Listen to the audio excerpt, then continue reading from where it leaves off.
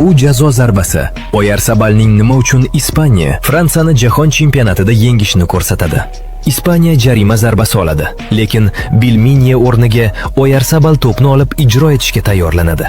Oyarzabal yugura boshlaganda darvoza saqlagan xotirjam turib, muvozanatini yo'qotishga urinib, ikki qo'lini ko'taradi. Ammo Oyarzabal berilmay, oldinga yuguraveradi.